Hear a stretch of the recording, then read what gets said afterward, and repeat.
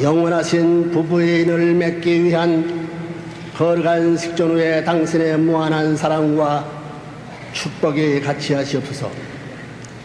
영계와 육계가 주시하는 가운데 저희들은 역사적인 새로운 가정의 전통을 세우기 위하여 순환의 길을 거쳐오면서 이 길을 개척해 나왔습니다.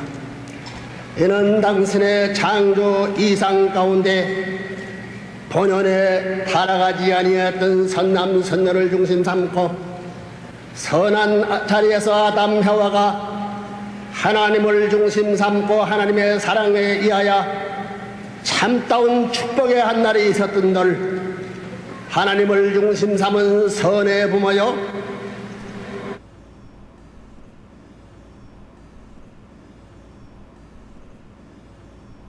My name is Abigail, or Abby Sayre. Have you ever stolen anything? Yeah, I've definitely stolen things. Do you want to talk about what you've stolen? Sure. I mean, you know, just like silly, I think there was a time when I was much younger when I sort of got a thrill out of like stealing things at convenience stores, you know, like lipstick or stuff like that.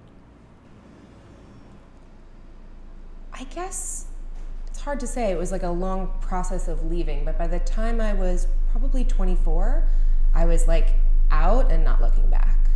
I remember still going to church, like definitely still going to these big ceremonies at the Manhattan Center, you know, and right across the street from Madison Square Garden. And my family was definitely still in, you know, and so they're still in to a certain degree. So I still, you know, I still have to sort of manage those worlds too.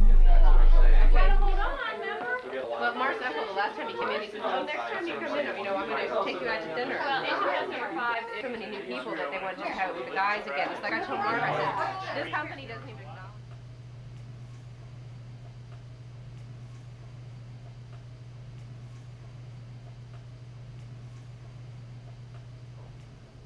What is your name?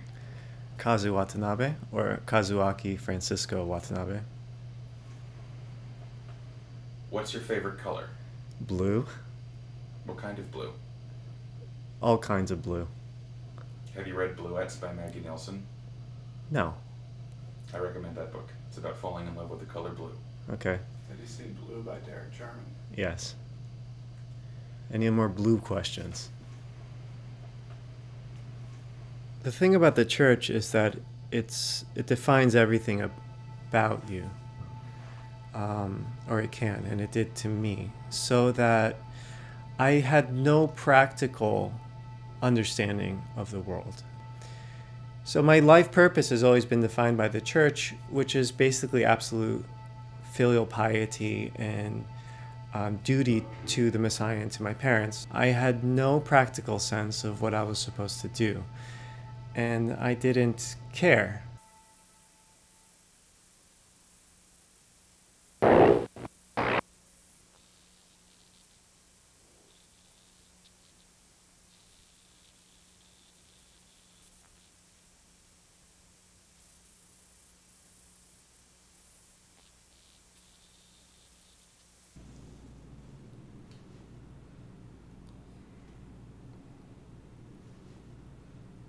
What is your name?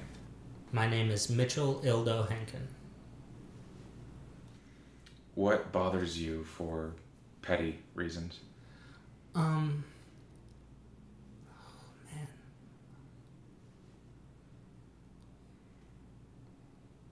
It's cool if I take a moment to think about this. Sure.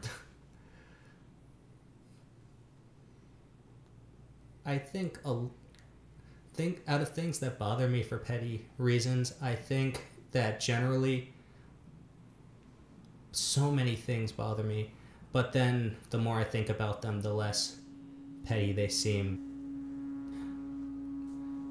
I honestly don't know when I left because it was such a slow process.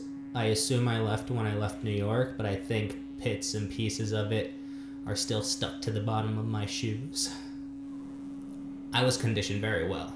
Like, condition, like, I was a good dog. But, like, it was all, like,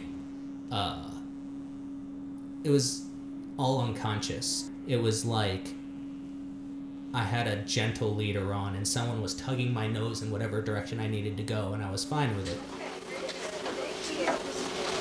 Oh, I guess they're not they're taking Hi there. Hi. Where's your name tag? Reverend Moon started his church in the 1950s in Korea, and then the doctrine of the church, as I was taught, is that my parents, were fallen people. They were not of a pure lineage, and that they had to, sort of atone for that by getting an arranged marriage and going through certain rites and rituals to cleanse themselves and start this new family, and that my sister and I were born because of all of that sacrifice and because of the spiritual conditions they made and the things they chose to do by following Reverend Moon.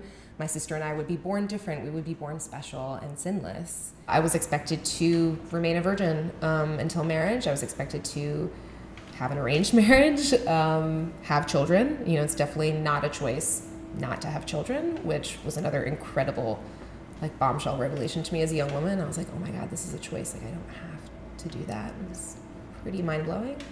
And you're expected to do God's will and sort of restore the earth to its original glory before it was put asunder by Adam and Eve and all the, We, as second generation, had to be perfect. We were the perfect generation. In their eyes, we were going to be the gods of the world. But with little g's. They did a lot of specifications. Gods with little g's, like leaders, but still using the word God. And they believed the world was going to be perfect by the year 2000. When it wasn't perfect by the year 2000, it was our fault, and we had to do a bunch of conditions and stuff in order to correct that, and then it was going to be perfect by another year, and it just kept on, And I think that tied into a lot of my schizophrenic episodes as well. If you're told you're going to be a god your whole life and you go a little bit crazy, you're going to think you're a god, I guess.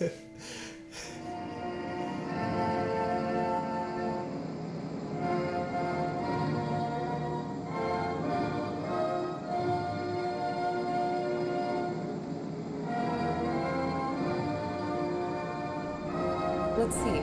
What did I think as a true believer? I'm gonna be honest, it's hard. It's hard for me to even recall something like that because I don't believe any of that bullshit anymore. And so there's a part of you that's I almost don't remember.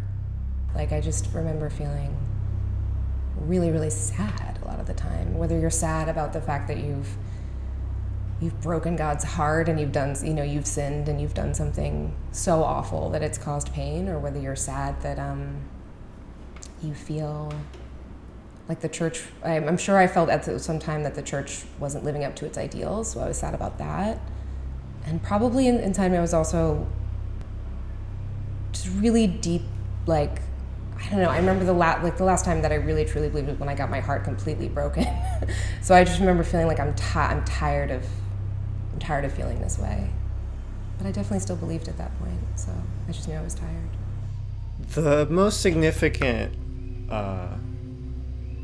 event or moment that I can at least symbolically point to for that kind of break between old and new is probably my divorce, which was a marriage arranged through the church, and which lasted several years after already leaving the church ideologically or in any practical sense, except that I have this relationship that lasted existed only because of the church. I got matched, and I realized over the course of that matching, it's just I am terrified of this person. I think I really like them. I might even love them. I don't know. I shielded myself from feeling everything because I was not allowed to feel that before. I felt more pressure from the community, I think, to go through with that than my parents. My parents were pretty patient with me. And I think to their credit, I grew up in a house where education was the expectation. It was expected that I would go to college and that it was perfectly acceptable for me to do that first and to wait, for matters of matrimony and all these things. And I really think that is a huge deal. Not everyone got those opportunities. I know more other people were pushed into fundraising or to get married really, really young. I know people that were matched at like 18. So I never had that pressure necessarily from my parents, but they did hint. They were sort of like, let us know when you're ready to find your special someone. And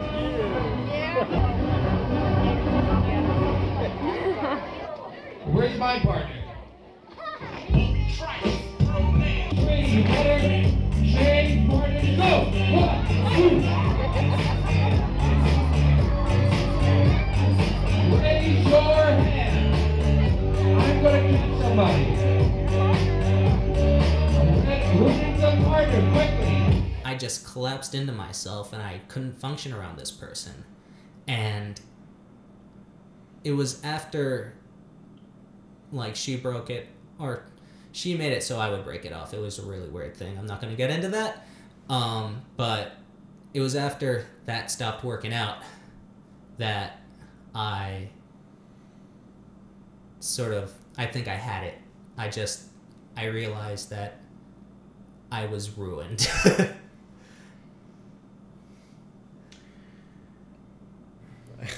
When we were in high school, we had a band, and it was a really shitty ska band, which is embarrassing as an adult in 2018, but nevertheless, it was a very close group of friends. We would have practice several times a week, and I often look back on those times pretty fondly. A lot of it is embarrassing because it's so tied to the church, and the music itself was quite bad. Some of the lyrics make us cringe because some of them reflect Mooney ideology, either purposefully or accidentally. I don't know what birthday this was. We were watching The Perfect Storm. I didn't want A Perfect Storm, by the way, for my birthday. But my dad loves that movie, and he'll get it any chance he could get. And we were watching the movie, and my dad was really angry at my mom about how much she spent on the birthday. And they were having this big old argument. My brother is trying to watch the movie, Levi, big brother. And he tells my dad, kindly shut up. My dad just walks over and stomps on his chest. And he had trouble breathing for a while. My mom called the police. The police came. At that point, my mom was starting to take my dad's side. And then, the police kind of took my dad's side, too. It was very much if my kid told me to shut up, I'd kick his ass, too, sort of deal. And that was my birthday. One thing that sucks about being a part of something like this is that you feel like your life is taken from you. Like even your memories aren't safe. So again, it's like I have to sort of think about that girl and have ultimate compassion for her because she never should have been put in those situations. I never should have been asked to confess certain things about my private thoughts and life to male adults who weren't my family. You know what I mean? There's so many lines that were crossed, and I was taught some really unhelpful things, and I was but at the same time, I sang songs in the woods. We ran in the woods and we walked through waterfalls and we played music together. We sat around with guitars and really enjoyed making things. We were artists. We were, I don't know. I can't wait till I'm 3. Eric. Okay, it's not time to cut it. Okay. Hey, lick that knife. You can look at it. Wendy, looking pretty good, Wendy. Don't make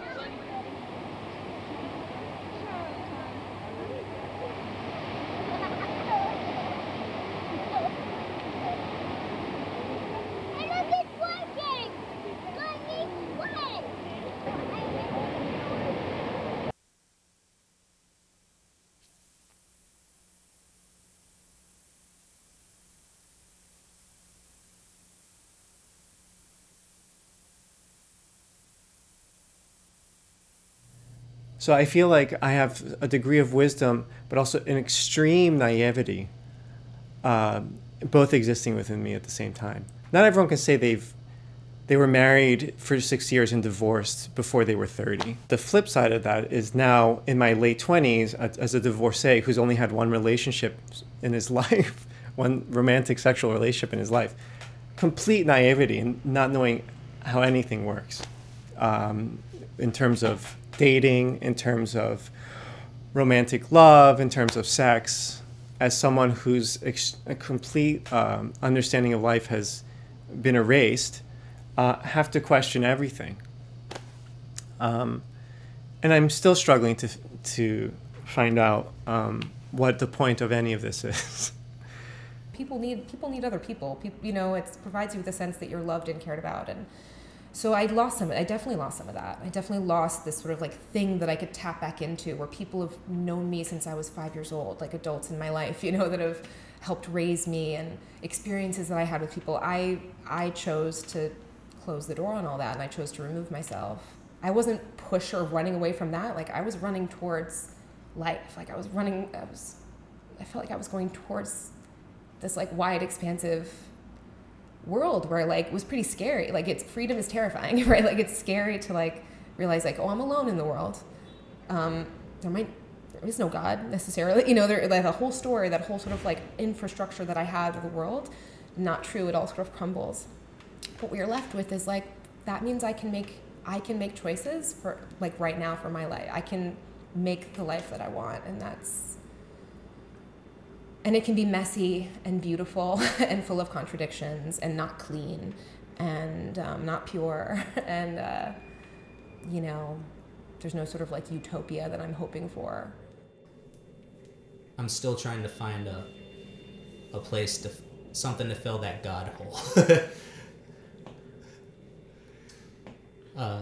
Like, I found me, and me is great, and it is big, and a lot of the time it does feel fulfilling, but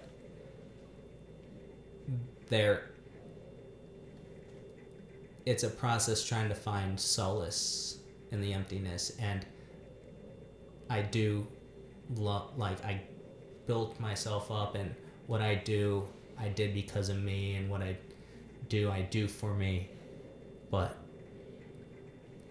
it's weird having all the answers and then not.